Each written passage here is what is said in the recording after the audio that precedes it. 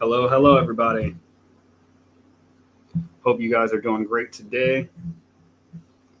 We are live. Took a week off, but we're going to be continuing our managing a $1 million plus a year wholesaling company. So I'm going to go ahead and make sure that we are connected to all of our channels, and then we're going to go from there, okay?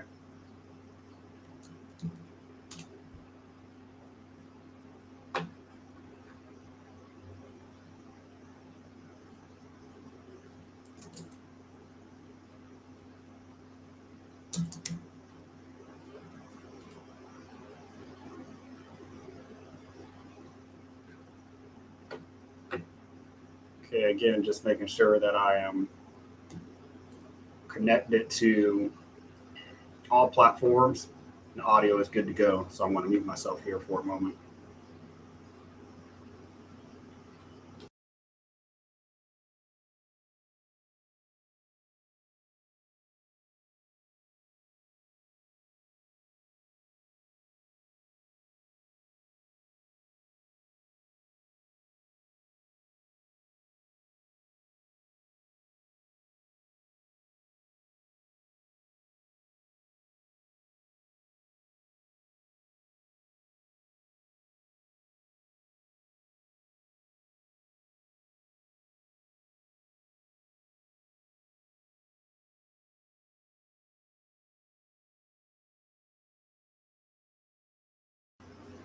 Okay, the audio sounds great on YouTube. Sounds like we're good to go on there. Let me go ahead and tag everybody in my Facebook group and we'll roll. All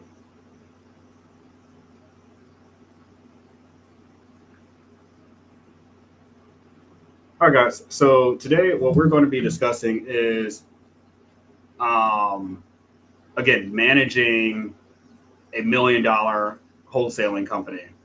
Okay, investment company, wholesaling company. You use them interchangeably. Um, Before I do that, let me go ahead and just cut off this AC in the background. 1 second.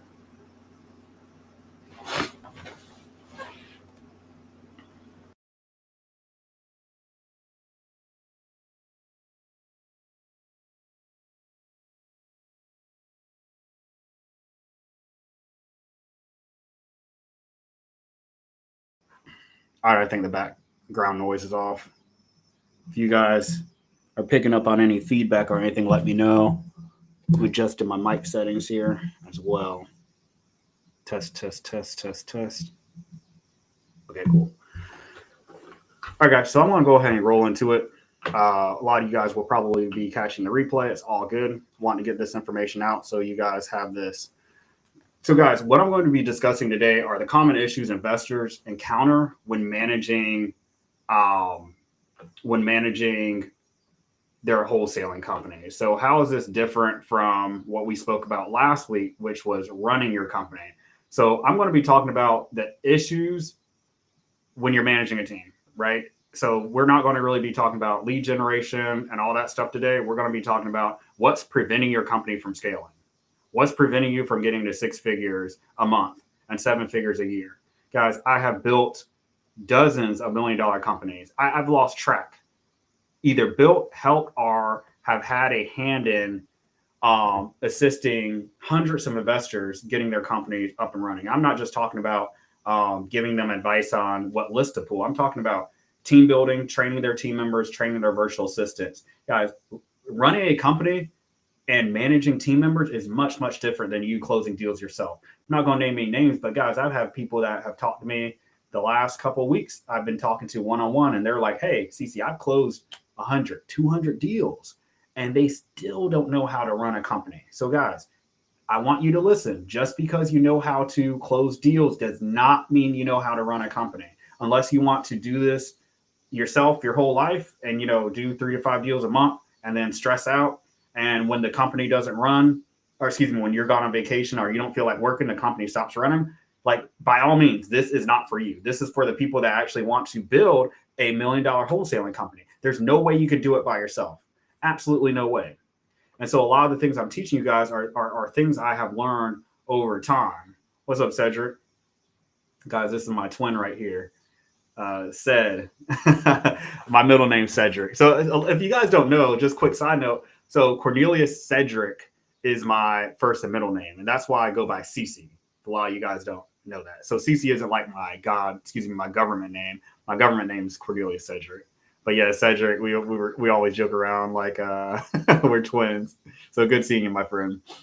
But again, team, when it comes down to it, to get back on point here, we're talking about the common issues investors encounter when managing teams. So guys, one thing, if you're not at this level, you should be aspiring to get to this level. If you're in real estate, you should be aspiring to get here. And there may be some takeaways that you can take into your company today, even if you're working a 9-to-5 job or struggling to get 1 to 2 deals a month, right? There's going to be some takeaways here. So before we go into this, I want to actually go over just a recap last week, what I went over just for about a minute or two, my company overview. Okay. So you know what we're dealing with here. This setup does 7 to 10 deals a month. I love it. I love what we do. I could do 20 to 30. I have done 20, 25 deals a month at one point. So that was my first 3 years in real estate. Lifestyle business now. I own a consulting company to help a lot of you guys out. 7 to 10 deals a month. Great number to be at. And I'm also acquiring lots myself. So vacant lots. If you guys have any vacant lots at a reasonable price, hit me up. I am looking for vacant lots right now, guys. But I'm very just particular with the lots I'm purchasing. So up top, again, it's me, the owner. Beneath me is my executive assistant. She does all my outward-facing admin tasks for me, communicating with title companies, assisting with transaction coordination. And she's like my right-hand woman. She's like my eyes and ears. Anything intimately I discuss with her, and it needs to stay between us, it'll stay between us. And she really helps me with some decision-making processes in the business. My ops manager helps me out too. But again, ops manager, this is a Filipino employee. This is an American right here. So there's going to be some stuff that I disclose with the American, just simply based off of understanding me and being in the office with me, that I'm not going to share with my ops manager. Okay. So I don't have a business partner or anything. So guys, it really helps having somebody you can rely on and depend on who's in your corner. Okay. And I'll leave that at that. You know, a lot of you guys, some of the mistakes you make is like you want to lean on your team members like they're partners. Yeah, don't do that. Because guess what? Your employees then feel like they're at your level. And then that's when subversion comes about, and then they start checking you on things. That's not great. Okay, and then we have our acquisitions manager, our dispo team. These people are the ones that get our deals to the closing table. And we have a cold calling supervisor who has 10 cold callers. I forgot to mention last time too, who's doing texting. My ops manager does texting. So I don't have like a texting person because there's no need. We blast 5,000 texts out a day, and it takes like 10 minutes for her to tee those up. And they don't drip, they just get blasted out. And so when they're blasted out, she just hits people up over Slack, our acquisitions team, and we're like, hey guys, text got sent out. Make sure you're on top of REI reply. Okay, so that's my team. So let's talk about the common issues I've seen whenever investors are managing teams here. Okay, let's get into it. Hiring full-time people when a freelancer will do. So I've seen that investors try to bring on people like admin assistants full-time, and they may have like a pile up of tasks that need to get done, and they may have work for them for 1 month, and then after that, they don't have any daily tasks for them. So if you have one-off tasks that need to get done, or maybe a pile of tasks that need to get done, guys, potentially look at hiring somebody full-time for a month or a freelancer. Unless you have something consistent for them to do in that admin space, then I don't suggest hiring somebody on full-time. Now, why is this an issue? It's an issue because the tendency is to take this person and say, well, I don't have any other admin tasks. Can you cold call for me? And guess what? They fail. And then people are like, well, I don't know why this person can't cold call. It's because they're not a cold caller. They're an introvert and they're great at admin.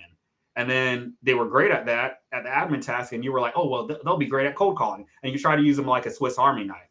This works sometimes, but it doesn't work all the time. Okay. It's not something that you can, if you do find somebody who's able to do that, you'll strike lightning, but only once. Okay. So hiring full-time people when a freelancer would do. So full-time people you should hire, you should hire marketing people first. So if you're working a 9 to 5 job and you're really trying to get this plane off the ground, trying to get this business off the ground, marketing people is all you should hire. That's it. What do I mean by that? Cold callers, texting specialists. If you're hiring somebody to pull lists for you from the county, let's just say your strategy is to get pre-foreclosure lists or probates, inheritance lists, things of that nature. Yes, you can hire somebody full-time to do that. Now, that's not what I teach because that's not very scalable.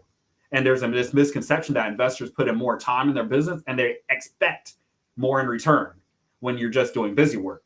The sellers don't care that it took you a month to get a list of probates, and you have 100 records, and then you're like, oh, I got this 100 records probates that nobody else has. Let me call them. And you go through the 100 probates in a day. What are you going to do at that point? That's why I don't teach that strategy. But if you want to, you can. I just see that all signs lead to Rome. All roads lead to Rome in that case, which leads to no leads. But if you want to hire somebody to do that, you can. But yeah, your marketing people should be full-time, right? Marketing people full-time, or you should be investing in your marketing first, right? Before you invest in anything else. Unless you're doing a lot of complicated tasks like exit strategies. So I know some people that do a lot of land preparation for buyers. And I think Cedric actually mentioned this. So I'm going to go to his text or his message here. Can I run my land wholesaling business on autopilot and really turn into a passive income business? Hey, so here's the thing. I'm just going to be honest with you guys. There's no such thing as a passive wholesaling business or passive like real estate investing business. There's not. If you're hearing stuff like that online, it's not. They're getting you to like buy a course or something. Okay, the only way you could turn this into a passive business is if you acquire enough properties, like land properties, and then you sell or finance them out. But even then, you're always going to need to be in an acquisitions role because you're going to be cash flowing maybe like $200 per property, right? If you do that, $200 per property. Let's just say you have enough properties that are getting you $10,000 a month. But those people are either going to cash out and end up buying those properties permanently, right? So they may purchase them ahead of time, not ahead of time. They may pay off the loan ahead of time, or they may be in a position where they just ghost you and they fall off. So you're constantly going to need to replace that inventory. If you want to do something truly passive, team, let's go ahead and invest in Bitcoin and crypto. Let's do that. This business is not a passive business. And I'm not getting on you, Cedric, at all. I think there's this misconception. Once we get to a certain level, then I can just sit back and not work. That's not the goal, guys.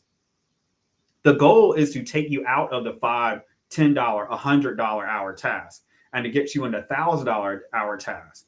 So there's no way you could do $1,000 hour task and $100 hour task and $5 hour task. But ideally, you should be having a lot more fun doing these $1,000 tasks and other people doing the ones before you, underneath you, excuse me. So my friend said, not passive income, but I don't want to do it alone and get burned out. Yeah, exactly. So this is why I'm showing you how to build your team. Yeah, so you won't be doing this alone at all, right? I see what you're saying. Thank you for specifying. And I wasn't trying to grill you, my friend.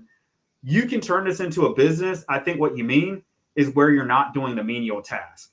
Okay, you're not going to have to do everything. So you shouldn't have to cold call. You shouldn't have to follow up with all the leads that are cold either. That's why your lead managers are here. But again, this is where it gets to, where it's like, okay, well, how do I train people to do that? What are the processes? And it's either you have to go through it yourself or tap into somebody like myself who has done this before. Because the whole goal is to, and this is why I named my company Build to Scale, guys, is to literally build your company to scale where you're just focused on the CEO task. I don't think Cedric or anybody here that's running a 7-figure investment company, you're going to have some days where you're just like, oh, I don't want to do this. But for the most part, you're going to be glad when your acquisitions manager or your lead managers are cold calling, you're like, man, I'm glad I didn't get cursed out by that homeowner. So again, being burned out, yes, Cedric, that's taking you out of the roles you shouldn't be doing. We want to get you guys out of those roles as quick as possible, guys, as quickly as possible. Okay? So that's what we're trying to do here. This is the purpose of a team. So you can stay at like 2 deals a month, and that's pushing it, guys, because you're going to have to get 4 to 5 properties under contract just to maybe close 2 deals a month. Realistically, most solopreneurs that are real estate investors and wholesalers, they're stuck at about 1 to 2 solid deals per quarter. So, and then they have team members, but they don't have them focusing on the right things. Building this from the ground up, guys, you should focus on your cold calling team first or texting team, whatever's going to be generating you leads, RVM, voice broadcast. You need to have enough leads to close, to get enough properties under contract to meet your deal goal. So if it's direct mail, you need to know exactly how many direct mail pieces you need to send off. You need to know exactly how many texts you need to send off. You need to know exactly how many RVMs you need to drop in 1 month to get 2 properties under contract. You need to know exactly how many dials it takes you to get 2 properties under contract. Okay. And then once you get that in place and you outsource that, that's when you can start focusing on hiring these other pieces. A lot of people and a lot of investors want to hire all these pieces at once before they have the foundation set. I'd much rather you guys just becoming an expert at leading your cold calling team and just doing that great before you focus on anything else. Because listen, if you take that off your plate and you have people that are able to do that and generate high quality leads for you consistently, man, you don't have to worry about texting or direct mail or anything else. Same thing if you have texting figured out. You don't have to worry about cold calling or whatever to have that figured out. Just focus on one marketing channel and become an expert at that. And while you don't have to do it consistently, you have to be able to train people on how to do this. You have to, guys, or you're going to be getting ripped off here. You're going to be getting ripped off by agencies, by employees. I am just appalled at how some of these employees speak to the business owners. Absolutely not. There's no subversion in my company. And if anybody wants to talk to me like an employee and they don't care how I talk, go kick fucking rocks, man. Go somewhere else. I don't need that on my team. Guys, you have to lay the law down as a business owner. You have to take that nice guy hat off when you're talking to sellers or talking to your family and when you're dealing with your team, it's about business. And I run my business, and I'll say this, I'm grateful for running in the military, being in the military, being in the Army, because I learned, and I really learned how to be a leader. I really learned the correct way of doing things. I run my business like it's an Army business, like it's a military business. I do, guys. I run it very militaristic, like I guess that's a word. But, to the point where my employees copy my vernacular. Like I say, copy, Roger, like affirmative. That's what we're about, guys. Hey, copy. That's all I need to hear when I give an order out. It's not up for discussion. Some things aren't for discussion. But a lot of you guys too, and I'm going to go back to my notes here. I hope that answered your question, Cedric. Jermaine, great seeing you here, my friend. Great seeing you here. But to answer your question, or to go back to my points here, a lot of you guys too want to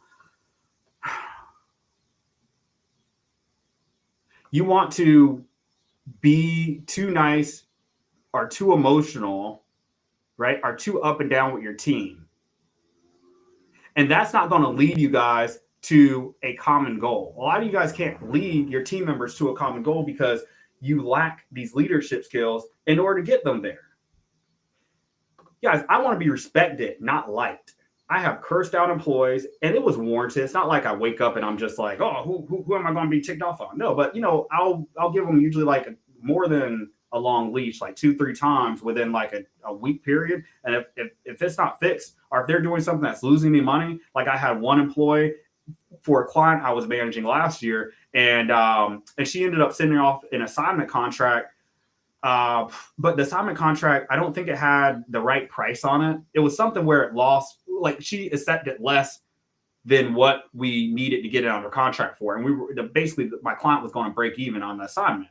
And I said, you're supposed to be a during dispositions manager. I didn't hire her. It was another company, and I was working with their horrible employee. This company has produced horrible employees over and over again, which is why I do hiring now, guys. So, I don't charge what they charge. I charge more, but it's done right.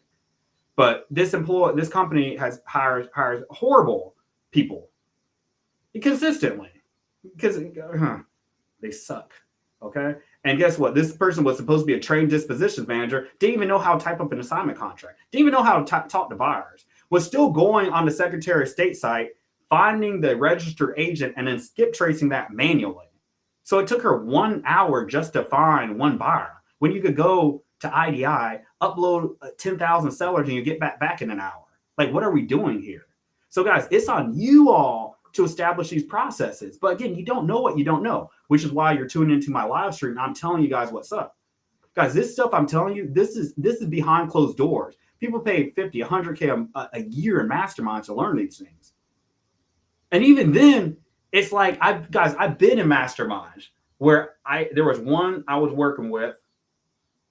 I was attending back in 2022 with a company that I was working with. I'll just air this out. And it was after I was on that TV show, and they went to this mastermind event or whatever. They were paying this guy $50,000 a year. That should be a consultant at that point. He's over here coaching them, saying, well, what do you think you should do? Well, what do you think you should do? I'm like, you need to tell me what to do. You tell me how to build a business. Straight up scamming, bro. Absolutely not. If you want the real deal Holyfield, come here. I'm going to tell you what you need to know. I hope you guys are taking away gems from this. But running a company, my team, running a company, my friends, it is a lot different than actually closing deals up yourself. Just because you know how to close deals, I don't care if you close 1,000 deals. I really don't. You could have closed 1,000 deals yourself over 10 years and you're freaking burned out. That has no bearing on whether or not you can run a company. Because I've seen it, guys. I've seen people at the highest level. Because, guys, I've been there. I may not have like the social media leverage that a lot of these big guys do, but I bet you them or somebody on their team knows me. And I can tell you about their behind the scenes operations. Again, I'm not going to air anybody's dirty laundry out, but the people that you guys are following that you think they have it together, they don't know anything that they're doing. They're either making money purely coaching. They're purely making money off of software. They're purely making money off of their marketing's really good. So if somebody's marketing's really good, I would be very skeptical whether or not they're actually doing the business. My marketing sucks, guys, for my business. Look at my videos. My videos are just PowerPoint, just give it to you. I don't care if people view it or not. I'm telling you guys what needs to be done. I'm not going to have all these emojis and all this crazy stuff going on. Bro, I'm a grown man. Hopefully talking to other grown men and women.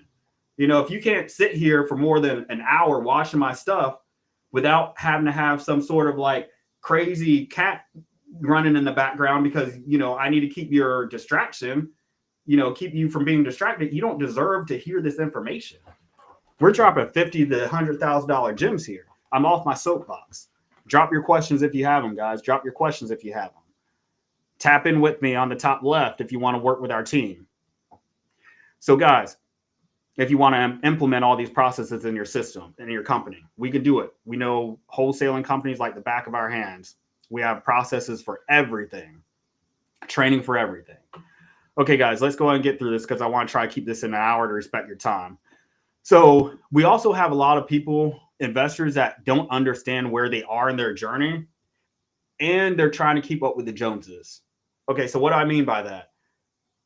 I'm making this information applicable to you. So I'm breaking it down based off of if you're trying to get your first deal or try to get to three to 5 deals a month or 10 deals a month. But I'm really talking to the people that are like, that have done deals and they're like trying to scale. It's almost like the analogy I use is like a plane trying to get off the ground. You guys know what you're doing. I'm not talking to the new wholesalers, guys. I'm talking to the people that are in the 9-to-5 jobs. You close a couple deals or you left your 9-to-5 job and you're really committed to doing this thing and you're trying to get this thing off the ground. That's a crucial part of the business. Most people that have been in wholesaling for more than a year are right there. I would say 90 to 95% of people are there. So what does that tell me? It's not an issue with you not knowing how to close deals. There's only so much of you that goes around. You're stuck at like 1 to 2 deals a quarter because you don't have the team or infrastructure or leadership skills in order to get a group of people together moving towards one vision. Okay, guys. So some of the stuff that these gurus are saying, pace Warby, right? That may not be applicable to you. A lot of you guys want to be fancy before you lay the foundation down. You don't want to, you guys, a lot of you guys don't want to focus on like the fundamentals. Like Michael Jordan shot tens of thousands of free throws before most people even saw what he was capable of on the court. Okay, with the Bulls, all that what he showcased at the Chicago Bulls in the mid to late 90s, guys, all that started 20 years ago when he was just in his driveway in North Carolina. Shout out to NC. In North Carolina, shooting ball. Right? Okay, guys. So we need to understand the fundamentals. The fundamentals starts with your marketing. The fundamentals starts with did I generate 5 to 10 leads today? Guys, it's going to be very hard for you to close a deal in 1 month if you didn't generate 5 to 10 leads in today. Am I generating 5 to 10 leads today? Guys, we need a lot of leads to close properties. A lot of you guys are focusing on what software should I use or what list pulling tool I should use. Really what you should focus on, if you do want to focus on all that list pulling stuff, hey, this isn't what I would suggest to my clients that come inside of my ecosystem. But if you're in a position where you're like, man, I just want to get a deal. Hey, my suggestion, go find the cheapest data and just blast people over text or RVM. Cold call won't get you there, but you can do text, RVM, and voice broadcast. You're able to cover a large percentage of people. I talked to a gentleman the other day. Shout out to Dave. We're setting up his REI reply account right now. But my guy Dave Phipps, and he's doing that. He's doing some high volume. Listen, and we dialed him in a little bit with the zip codes he's targeting. So he's going to be doing a lot of high volume and he's just going to have his pick of leads at that point. At one point, guys, I was generating 100 leads a day. And I was still only closing maybe like 10 deals a month, 100 leads a day. Now, a lot of those deals we were just like not following up on, or we didn't have a process in place because we had that ability. This was 2019 to 2020. Like the most leads I ever generated a day was when I was going really hard during that year, and then 2021. So if you're going to invest in anything, guys, just spend on a ton of data and text, cold call, however, how much ground you can cover in one day. Choose that marketing channel, the cheapest one you cover the most ground. So if it's RVM, voice broadcast, do that. And then you're just sifting through the leads that come back. That's great. You may need a VA to help you. But, all this other stuff, like what CRM to use, even though I highly suggest Carrot, Investor Fuse. Oh, guys, we will be doing a live stream with the sales manager, somebody really high up. Not sales manager. He's like the client success manager, Carlos Zamora of Investor Fuse. So Carrot just recently purchased them. So we have some exciting stuff we're going to showcase next week, some really cool AI tools. So if you're going to use a CRM, use Investor Fuse because it's just focused on the acquisitions part. But we don't need to be focusing on all that other stuff. Okay, if you're going to be focused on anything, it's getting leads in, and then it's really nailing down how to hire, what to look for in a hire, and then how to hire, and then getting your hiring chops up. Because that's the only way you're going to be able to scale. You can't scale if you have a revolving door of cold callers, a revolving door of acquisitions manager, a revolving door of lead managers. And companies that really blast off, guys, are the ones where they have somebody sitting in that seat for 3 months and they're able to learn underneath you. And then 3 months later, they're able to take the reins and then take some work off of you, like an acquisitions manager.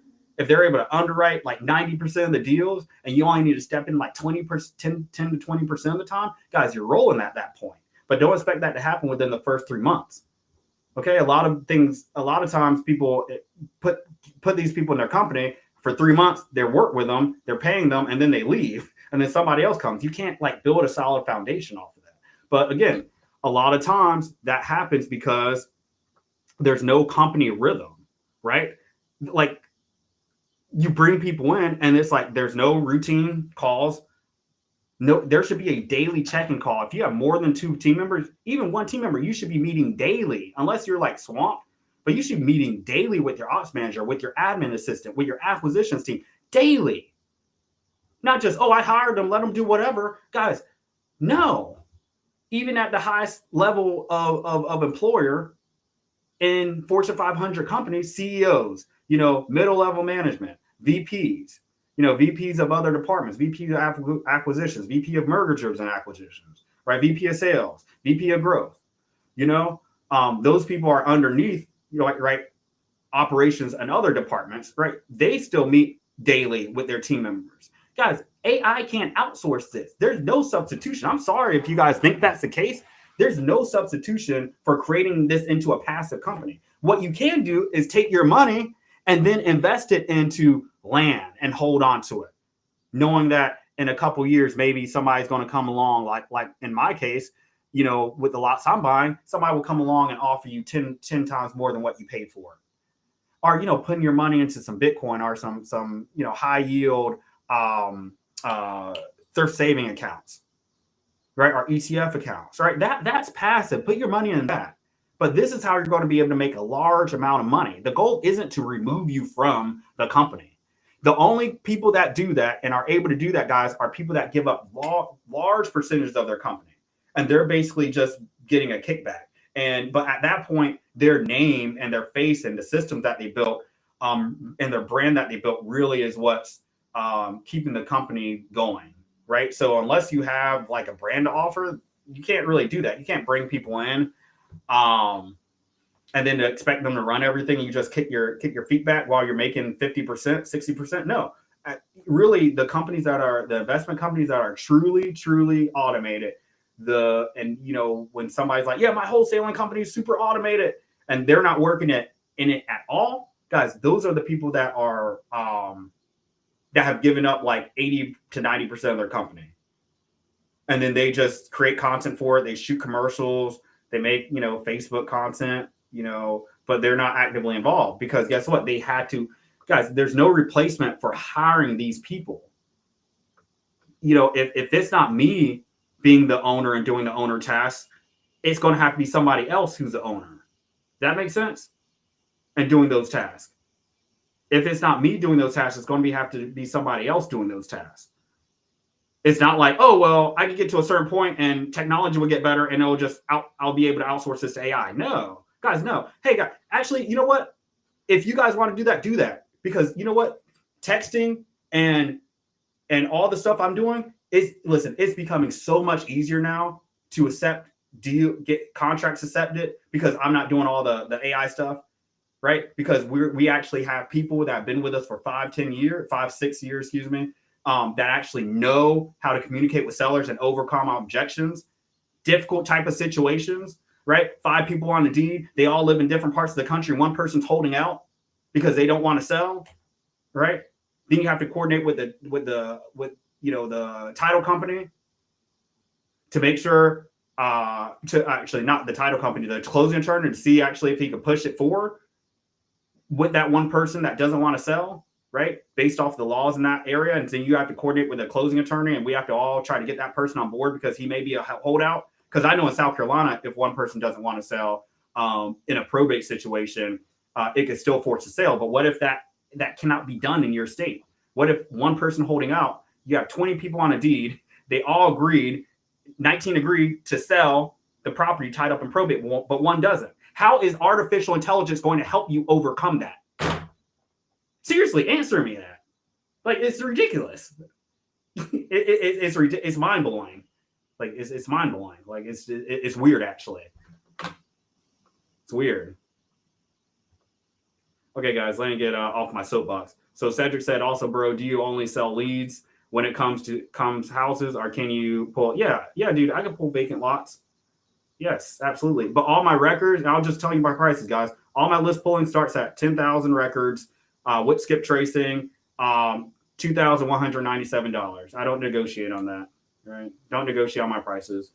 So if you want a list, tap in 2K, and then I do go lower based off of the amount of records you want, okay? But yeah, I could pull vacant lot leads, and they'll be very nice. Now, I will need to know if you want to do infill lots or commercial properties, right? Excuse me, commercial rural land for development. So tap in with me and we could talk about that if that budget worked for you. All right, guys, let's get back to it. All right, so there should be a routine check-in calls, yeah, with each department of your company. So even if it's like one or two of you guys, what I want you to do is this. So you should have designated times to discuss certain things. So if it were me and I had like two cold callers, an ops manager, and then maybe an acquisitions manager or a lead manager, well, on my morning call, and I'll just show you guys what my schedule looks like and one that you guys can do as well. I've taken some stuff out of here that I do to make it more applicable to you all, but my schedule roughly looks like this. So 9 a.m. to 9:30, hey, I'm calling all my team.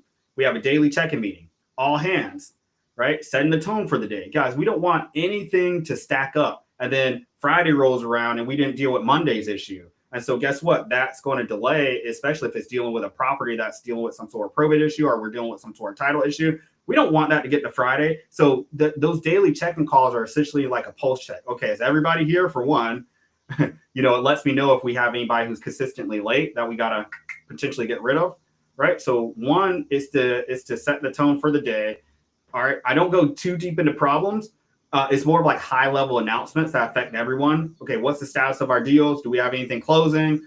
Is there anything urgent that needs to be pushed to the forefront that we need to discuss on our in our individual calls? But 9 to 9:30, it's just like based off the book called Scrum, SCRUM. It's like a Scrum call. Just making sure we're checking in daily, guys. You should be doing that, guys, if you have more than one team member every day. Honestly, guys, you should start just getting into that pattern. Again, a lot of employees leave the companies because there's no daily rhythm. There's no daily rhythm. There's no pattern. People don't know what to expect. They're just going to come on board and they're going to be like, I don't know if this company's going to be here tomorrow. So you're like, oh, I don't know why my virtual assistant was working another job.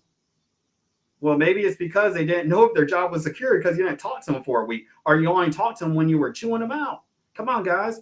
Let's be business owners. Just because we're not all in brick and mortar places doesn't mean we treat this business like it's a hustle. No. If you want to hustle, go mow grass and do like power washing or something on a house, right? That's not this. We're actually building companies because you can make some major coin, guys, doing this. But we have to treat it as such. That's why people that want to dismiss wholesaling, I'm like, wholesaling is just an exit strategy. You could turn anything into something that's professional and unprofessional. There's been clowns. There's professional circuses, guys. That's the business of clowning around. But yet, those are major businesses, circus acts and all that type of stuff. That's major money. And that type of entertainment. So yeah, even something that's considered a joke, as far as the product being sold, they treat it like a business behind closed doors. So 9 to 9:30, you don't want this to be more than 30 minutes long. And guys, as business owners, you have to put your foot down. And I've seen too many times where I've been on calls and like the calls just have gone everywhere. A lot of you guys don't have backbones. A lot of you guys are, I'll just say, excuse my language, are pussies. I'll be honest, guys. And I haven't been calling people out over the last year because I've just been sitting back and watching. And well, this year, because I've been doing more consulting, not really team building. So I've just been a consultant because I went hard. I built 20 companies last year where I hired their acquisitions. I basically built off this whole thing 20 times last year. Should have been getting paid $100,000 for it. I was only charging $18,000. But this whole process I built out, plus or minus a few heads. But a lot of the consulting I did this year, because I took a step back, right, just to regroup for a little bit. For about 4 months, I was just consulting and just being in people's companies, offering my advice.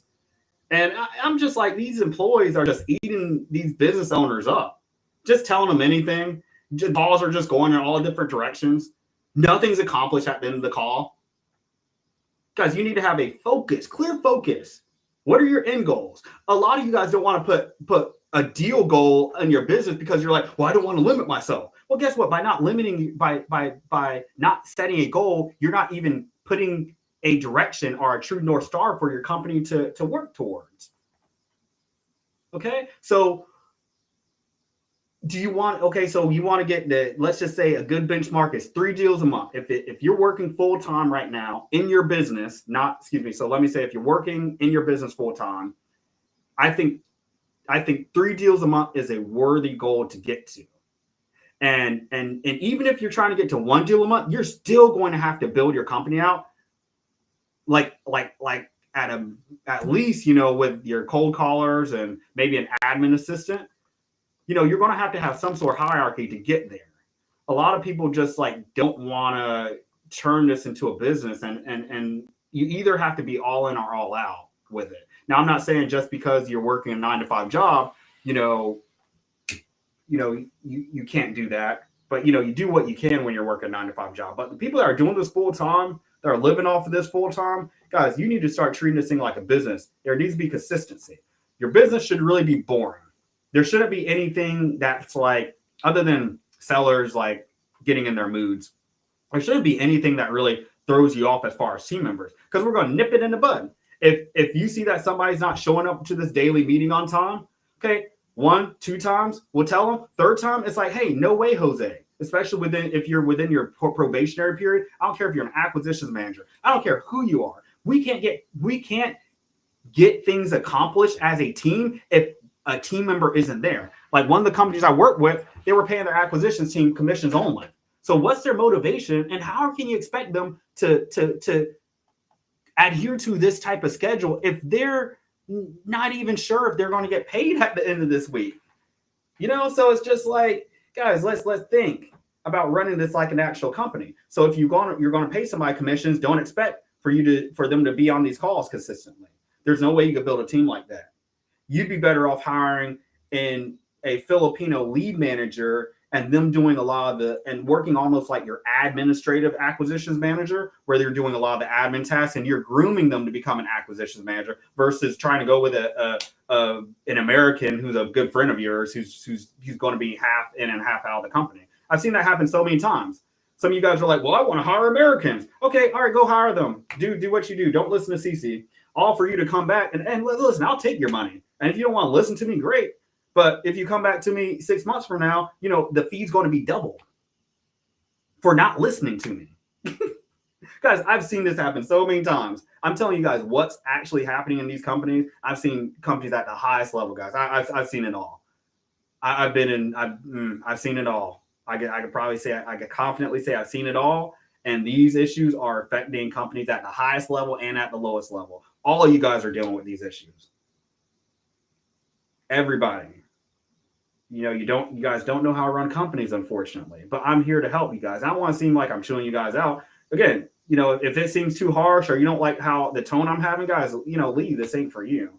Right? But the people that actually want to hear the real stuff, guys, I'm talking to you. I'm trying to get my men up, because really men just follow me, up to the level where they can lead their company and they can live the life that they couldn't even dream of, that their parents, grandparents couldn't even dream of. A lot of my black brothers and sisters can relate. Some of the stuff I'm doing now, I can't even tell some people my past. They'd be like, bro, what? You went there? You spent that in one day? Yeah. Guys, we work hard and play hard over here. And I try to let you guys see some of that. But, I try to keep it all business, on my Facebook profile. But if you guys follow my stories, I like having a good time. But, guys, I go hard Monday through Friday, 6 o'clock, 6:30 a.m. I wake up all the way till, I'm going 8:45 now, because I have 2 businesses I run. I run this one, and I run my actual wholesaling company, right? And I'm starting another AI startup for hiring. So, guys, business is life out here. Business is life, my friends. Okay, so you're looking for info loss. Yeah, I got you. Yeah, that's too easy. I could put a square footage filter on that and just target homes and neighborhoods. Cedric said, I'm working 9 to 5 and using land wholesaling as my secret income. So my 9 to 5 is like laundry. Hey, that's what I did. So, I know you're laughing, but use your 9 to 5 job to fuel your real estate investment company. Guys, I did not quit my 9 to 5 job up until 1 year after I quit. 1 year after I started my wholesaling business. So some of you guys know my story, but I'll share it with you. I was in the Army for 4 years, 3.5 years. 2010 to late 2010 to March of 2014. And once I got out, I just chilled out and I had some deployment money saved up, spent that. And then right when I like ran out of all my deployment money in 2014, my business partner, a good friend of mine, he's since passed away, but he heard about fortune builders online, and he was like, "Hey guys, I'm not really interested in this, but you guys are trying to start a business. I think you and E should go to this." So my good friend Sean Green, R.I.P. to him, R.I.P. to Sean, was the one who got me into this, and without him, I wouldn't be talking to you guys, and without my first business partner either, I wouldn't be talking to you guys. So what I'm saying is that so I was in North Carolina after I, got out of, ran out of my money. I had to get a job. So I went in North Carolina working for the Army Special Forces as a contractor, doing the same thing that I'm doing that I did in the military, except it wasn't as fun. It was more fun being in the Army. But I had extra time and a lot more money to spend on my business. And so, guys, literally like 50% of my income that I was making was going in marketing, direct mail, driving for dollars, skip tracing people, testing out software, this, that, and the third, a whole bunch of stuff. Just trying to get the business launched off the ground. While my business partner, he was back in Charleston and he was executing and doing the daily tasks. So literally it was like in the nighttime, I would research the business and I would manage the leads inside of Podio we were using at the time. And then he would go and call the sellers and he would do like a lot of the day-to-day operations. But I was funding my company using my job. I was pouring darn near every disposable bit of money I could into my real estate investment company. I knew I had to make it work. I was obsessed. When I found about wholesaling, I was obsessed with it, guys. I needed to learn everything about it. I needed to learn everything about real estate. And so that's why I encourage you guys to do. If you're working a 9-to-5 job and you want to do this, guys, it's literally like working your 9-to-5 job, and then you got to clock out, and then in the day you got to clock into real estate. Because 40 hours, you got to give 40 hours to real estate and 40 hours to your 9-to-5 job, if possible. A lot of the hours I worked in my real estate business were on the weekend. When I would drive back home to Charleston every other week, I did this for a year. I drove back to Charleston every other week for a year. 3.5 hours, loaded my little dog up in the car, got back home at midnight. And guys, on Friday, and then I'd be up bright and early at 6 o'clock, make my coffee, hop in my car, go drive to my business partner, and we would drive for dollars every day. How bad do you want it? Some of you guys don't want it that bad. Some of you guys have been following me for a few years, and you're still at the same level. Right? Success is a choice. Okay, success is a choice. Remember that. And it's not an accident. You don't accidentally become successful. Okay, but I was rolling a lot of my money into my investment company. All right, I'll get off of that. Okay. My mom, which I'm staying with. Okay, cool. At the moment, think my 9-to-5 job. But honest, she said, yeah. Hey, listen, I'll be honest, guys. I moved back home after I got out. After I quit my 9-to-5 job, right? And so I moved back home. I'll tell you guys, without my parents' permission. My childhood home was vacant. They didn't have anybody living in it or anything. And so my parents, with my dad's job, he was over in Bahrain. He's an NCIS agent, or was at the time. Okay, and so he moved over there with my mom and sister. So the house was just at home. They weren't renting it out, and I was already staying there when I was coming back home anyway. And but I just was like, hey, I need somewhere to go, and I moved back home. And then my dad found out and kicked me out, and that's a long story. So, but yeah, hey, it's at least good that your mom's supportive. But hey, as soon as possible, get out. All right, guys, I want to go on for a little bit of time. If you guys have more questions, just drop them. Just drop them, okay? So, okay, so let's talk about this daily schedule. So, guys, if you're working 9-to-5 job, I know it'll be difficult to adhere to this. It really should be. That's why I love texting, because before you work your job or in the middle of the day, you can send off texts, and then at the end of the day or during your lunch, you can just answer them. Right? Cold calling, unless you have an agency, and most of these agencies suck, it's going to be really hard for you to just get people to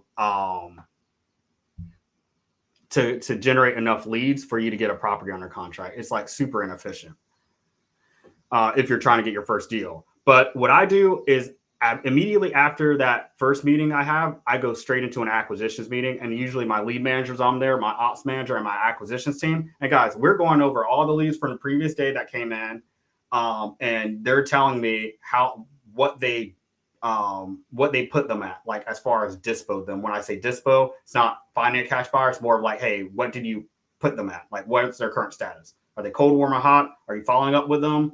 Do you need to call them back? Where are we at? So I get that status from them. And then usually there's like 1 or 2 deals I have to look at, and I'll give them some guidance. I may need to underwrite one, but for the most part, they get stuck. And this is the job of the business owner, guys. I'm not getting on the call with homeowners. Sometimes I do, but I rarely have to. And I'm telling my acquisitions team what to say verbatim on the phone. If you guys are doing acquisitions right now and you've been trying to hire an acquisitions person, this is what I want you guys to do.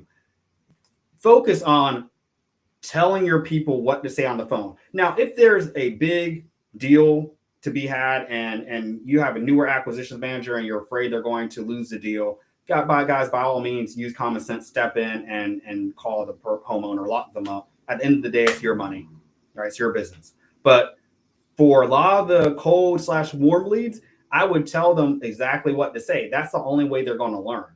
So, there's not like an SOP you can create. The SOP would be 100 pages. Okay, if the homeowner is dealing with this situation, do this situation, do that.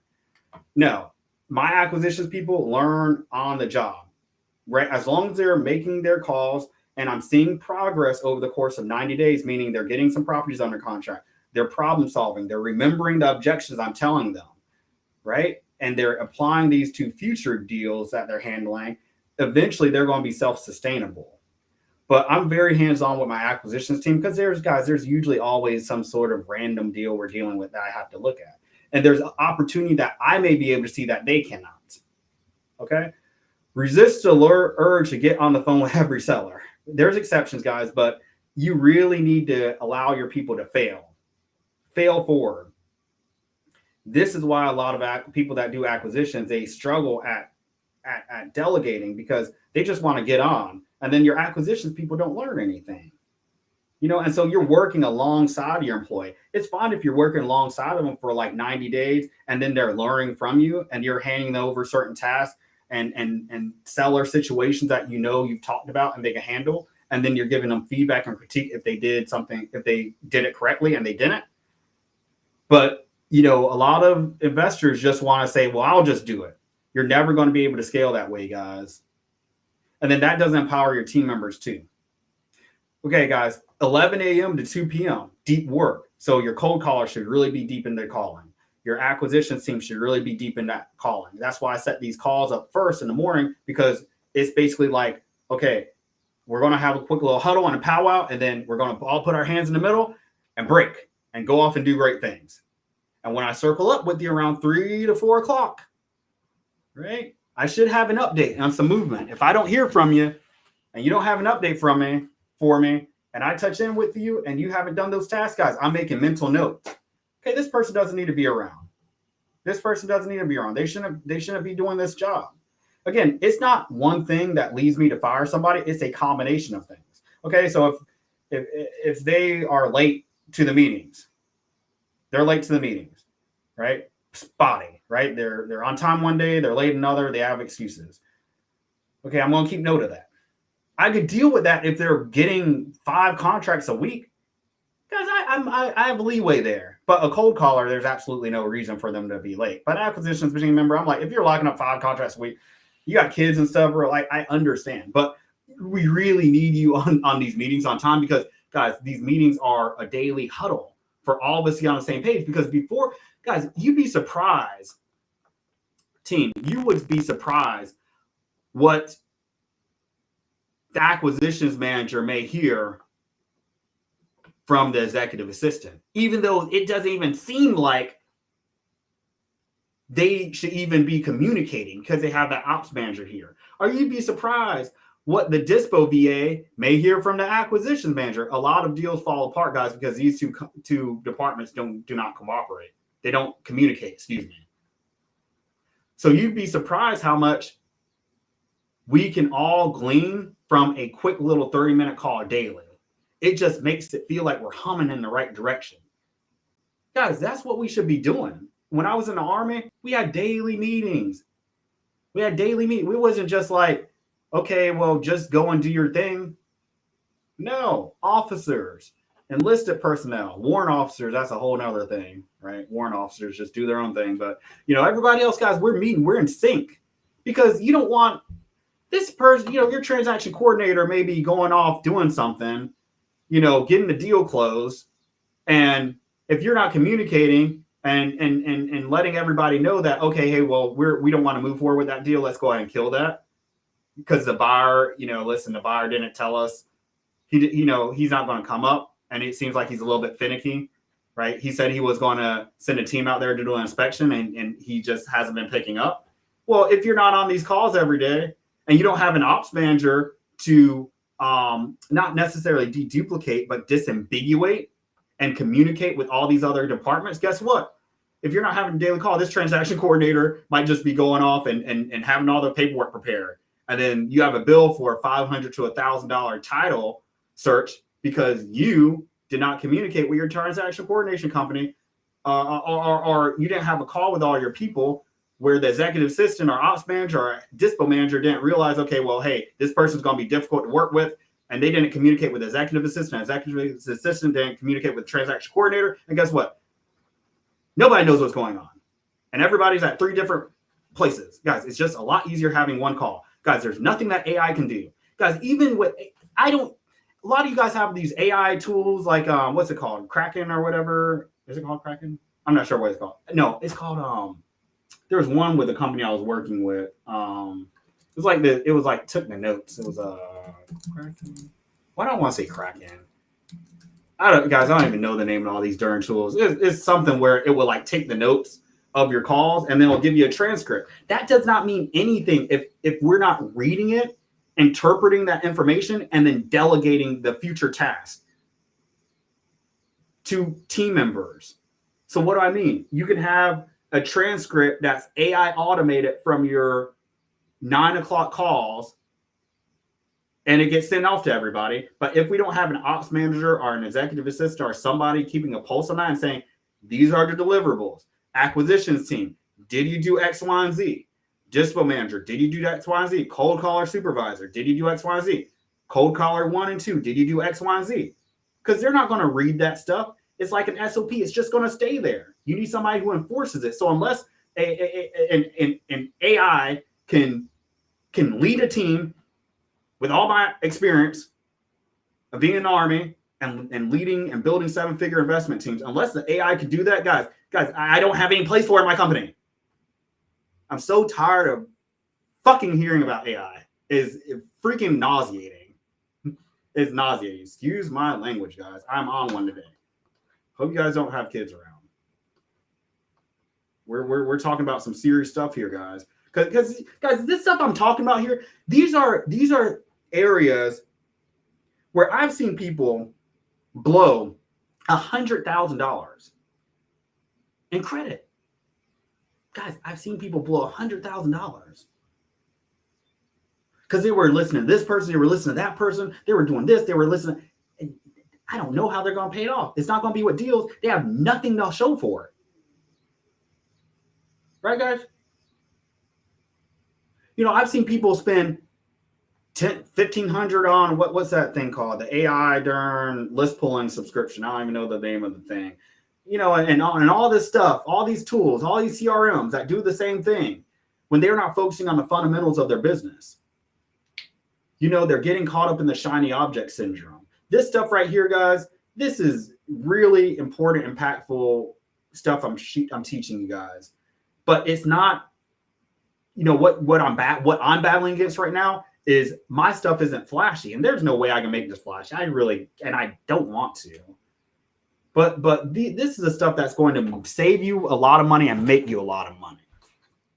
I know because I'm doing it, and I have hundreds of testimonials of other people implementing my suggestions in their business and making them a lot of money. All right, guys, EOD reports. So every employee should send an EOD report via Slack, and it should include your KPIs. So whatever KPIs you have them track, the KPIs should be included in this EOD report. So cold callers, how many dials did you get, right? I need a status update on all the tasks, which tasks were resolved, which ones weren't. I want them to manually type that because I want them to feel that, oh, I didn't do this task. They need to feel that I'm going to see that they didn't get X, Y, and Z done. A lot of you guys do not hold your team members accountable. So you're too nice, too emotional, or too harsh. Never in between. You can be stern. I'm very stern. Early on, I used to be very emotional. There's been some times where I've been too nice, but really probably too harsh and too emotional. I'm just very stern and shrewd right now. So very few people can lead teams or groups innately to a common goal, right? A lot of people show favoritisms to their employees, being too friendly with employees, right? That erodes the employee-employer relationship. So what happens is that, okay, the employee is going to feel like they're more of like your buddy, and then they're going to start coming in a little bit late or saying, hey, I'm going to pick up my kid today, but I'll finish the work a little bit later. No, we are working 9 to 5. You don't say when you can come in and out of my company. Absolutely not. Okay? Being held hostage by certain employees. I had a company that I work with, guys, here in Charlotte. They were held hostage by one acquisitions manager. They didn't know how to replace them. And guess what? This guy was being highly disrespectful, trying to get all the other, basically trying to commit mutiny, trying to get all the other companies. And this was a 7-figure company here in one of the nicer spots in Charlotte. They had a physical office. Guys, this guy was getting all the other people, the transaction coordinator, the dispo manager, all the team members that worked in the office together to demand a higher salary because they said this company would not be here without us. Absolutely not. Get the hell out of my company. Go kick fucking rocks, bro. Go jump off a cliff and die. I don't care. Get the fuck out of my business. Guys, I'm telling you guys, this stuff is serious, and you guys need to start land this. If you can't be this, you don't deserve this company. Because a lot of this stuff that you guys are hearing and seeing, and publicly, people are putting on a face, but you don't know how these people are behind closed doors. You don't know how Pace Morby is behind closed doors. You don't know how Steve Trang is behind closed doors. You don't know how any of these people are. Guys, I'm a little bit blunt in what I say sometimes and on my Facebook and stuff, but I just tell it like it is. And who you see me on the outside is how exactly I am behind closed doors. Okay. And I'm not meant for everybody, but you better believe I have not had to go back to a 9-to-5 job since I quit my job in 2016. I have not at all. I'll look straight into the camera at all. And nobody's going to risk that. So it's either you lay down that law and step the F up as a man, or just go somewhere. Just be, if you want to be nice or, have employees that are your friends, like you don't have to do this, but don't complain when you're not making $1 million a year. I love it, guys. I love telling people off. Some days I just wake up and I'm like, you know what? I think I'm going to shake things up a little bit because I never want my team members getting too comfortable. It was a strategy I learned in the Army as a sergeant. Literally, your team members could be doing great, and you'll just have a sergeant that'll come in and just be hellacious, and you're like, "What? We're doing a great job." It's to keep you on your toes and keep you sharp. You're soldiers first, right? You got to be ready for the threat. So that's how I treat my business, guys. It is not a game. All right, guys. But at the same time, it's not just me yelling and all this stuff at my employees. It's because I've earned that. I've earned the respect of my employees, not because of things I've done, but I'm there. I pay them on time. I pay them more than what the go average rates are or what they are. I listen to them. I give them paid vacation off. We don't work on the weekends. Okay. But I expect when you come into work, you're locked to FN, man. Right? I expect you to do your job because, again, I don't let anybody have excuses because I've done all this stuff. chronically sick, guys. A lot of you guys don't know my story. Some of you guys do, but I was like chronically sick. I had a really bad stomach condition for years, 5 years, 6 years while I was building this. I was making 80 to 100 grand a month for 4 years straight. Typing up contracts while I'm in the bathroom, bleeding. Okay? What's your excuse? What's your excuse, guys? And guys, it's too easy to build a 7-figure company because only thing you have to do is not even show up. You just have to show up now, basically. Show up and do work and just put in the work because other people are so soft out here, guys. This whole soft culture, I don't buy it. I don't like it. I don't buy it. It's not my thing.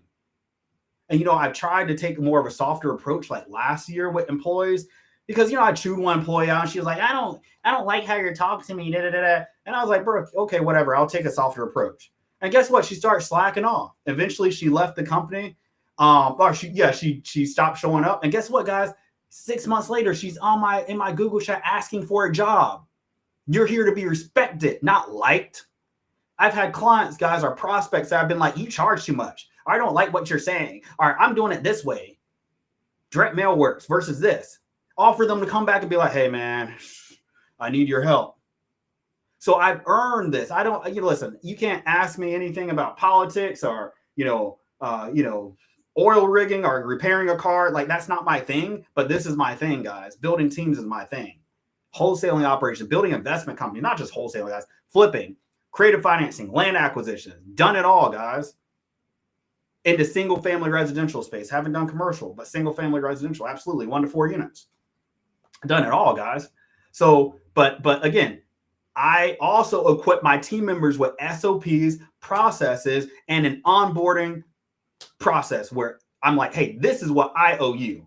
I can't just sit here and say, you need to do X, Y, Z. Well, I hired you. Go and get to work. The only person I do that with is my operations manager. And they know that. Okay. There's no SOP for them.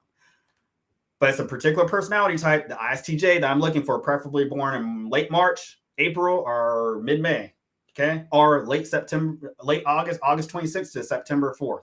Those are the people you're looking for that role. Okay, but everybody else, guys, I give them, there's milestones that they have to accomplish, right? But I'm very patient with them whenever I start, especially in the more complex roles like acquisitions and lead management, because I know even though somebody was a lead manager or acquisitions manager, they have to learn it the right way. They have to learn it the Garland Enterprises way. They have to learn it the build a scale way. Because what I've seen from other people and other companies and organizations, they don't hold a candle to what I'm doing over here. They don't. Guys, we are building companies to last. Sustain companies to last over time. Not just making sure you're getting a deal today. I want to make sure you guys get deals going forward in 5-10 years. Guys, there was a guy that one of my partners that I just brought on, Tyron Smith, he lost touch with this gentleman. His name's Mike, right? I'm not going to give his last name, but he was part of my coaching program back in 2021. And Ty spoke to him on something separate, but he didn't even realize we were working together, Ty and myself. And so they were like, oh, CC? He was like, yeah, I know CC. And Mike was like, man, he's the reason why I'm still doing deals today. And I'm living off it. I have a wife. I have a kid on the way, living off of real estate, guys. Spent, I think it was a 12-week program, my full focus wholesaling program in 2021. Took him and about seven investors through him and taught them all these processes from start to finish, guys. He was like, CC's a reason why I'm talking to sellers. Okay, guys. So, that's just one of 100+ people, guys, that can vouch for me with what I'm doing. So I'm saying all that to say is I have to say this to you all because I don't have the flashy, Instagram stuff going on or YouTube stuff that people have going on. That's just not me. It's substance, though. So I hope you guys feel satiated after me going over this and realize, you know what? There's some things I can tighten up on, right? A lot of these things, they sting to hear. And if you're sitting in your seat and you're going back and forth and it's uncomfortable to hear, guys, it's most likely because some of this stuff hits home. All right. Okay. Let's see what we got here. Yeah, bro. I'm harsh, man. Hey, I've told people that. Like, I've told I have told some employees some not so great things. But guys, when I'm in When I'm in business mode, it's like put up or shut up, man. It's like help out or get out of the way. I don't need excuses. I really don't. But that was funny, Cedric. All right, guys. I think I'm going to stop it there. Again, wanted to put this out. This was very content based. I didn't have like a lot of graphics, so I don't want to inundate you just with a whole bunch of block of text. But I hope you guys took something away from this. I'll probably continue this series, but maybe like in a different capacity, unless another idea comes up. But really, what I need to start doing, guys, is I want to start breaking down all of these little components here. Okay. One thing that I want you guys to do is while I am going to discuss this on the live, okay, I do want you guys to be mindful of the Build to Scale community and what you guys can get in here. If you're not in it, get in it. I know I need to add a couple people, but guys, the guides, okay, I have a whole course where I go over scaling your business from scratch. This used to be a course I only offered to 10K clients, okay, right? So I want you guys to take this. If you haven't viewed it, there's a lot of stuff that you get out of it. I go over how to analyze your markets. I go over choosing the right people based off of personality assessments, right? There's gold in here. I think my guy Ray just commented, shout out to Ray. He was like, man, this thing is worth 50 grand. Guys, this course is huge. So if you guys aren't in the group, get in the group. It's only available to you guys in the group. Okay. So I'll add you if you want to get in there, but the guides, great area to go into. So yeah, yeah, let me try to find that comment. Yeah. Ray was like, do you know how powerful this is? And all this is free, guys. All this is free. Oh, what I would say is Investor Tile Toolbox. While you can follow like the same like process, I don't suggest using them. You can't pull by date, right? You can't pull data by dates. It's something that happened in their tool like 2 years ago. I used them since 2017, but outside of that, the process is still roughly the same. Just copy the process in your list pulling tool. If you can't see verbatim one of the filters I have on, feel free to ask me and I'll clarify. Okay. But guys, this stuff is crucial, and it's 17 modules I have in here. Some of them are 10 minutes long. I think one of them's like maybe not an hour long.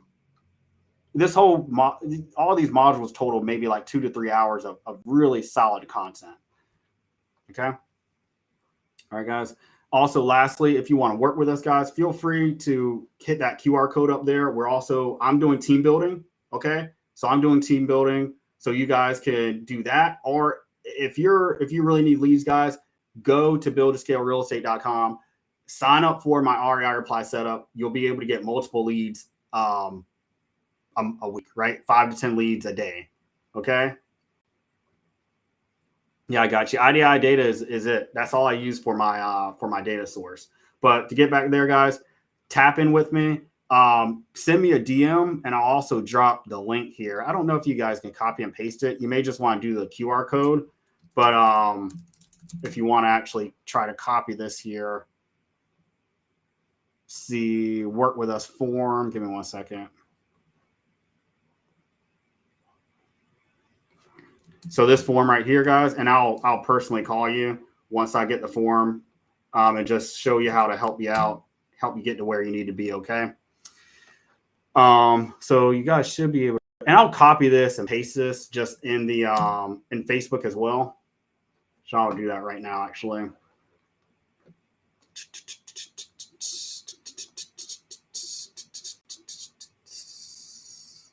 Work with us. Anybody have any questions on that? Just on anything I went over? Questions at all? Any questions at all, guys? All right, guys, I'm going to go ahead and hop off. Great chatting with you guys. If you need anything else from me, feel free to hit me up over DM, Facebook, or and I'll drop my Facebook here in case you guys aren't following me here. I think most of you guys are, but you hit me up on Facebook, just DM me. Ha! Cece, you getting old, bro. It's been time for you to have a bro. Listen, I'll pass my jeans off at some point, but it's not the time, man. I appreciate it, Cedric, but hey, man, guys. I don't have kids. I have a dog. Business is my life. I'll be honest, guys. I work better alone, living alone, and being a little bit aggressive. So, like, I've lived with women before, and it's just very difficult living with them and not having my food mood affect them, and I end up minimizing myself. I'm a lot better when I'm just like, this has to get done, that has to get done, and I don't want to mess up the environment I'm in. So yeah, now's not the time. And plus, guys, Cedric, I spent the last 10 years really building up my company, going hard, trying to enjoy myself a little bit, man. I did that. I did exactly what Kevin Samuels said. Kevin Samuels was like, young men in your 20s and early 30s, hey, you have to go and grind out, and you really enjoy your life in your 40s. So I took that to heart, and so the last really 2019, 2020, 1, 2, 3, up to 2022, I was going really hard, guys, and then just like last year, I stopped working weekends. And I started enjoying my money a little bit, but I'm still very aggressive. All right, guys. Tap in with me. It was good touching base with you. Always good seeing you guys and the people that are on the replay. I'm going to go enjoy my night, and let's get it later. Let's close up some deals. Let's get to it. See you guys later. Bye.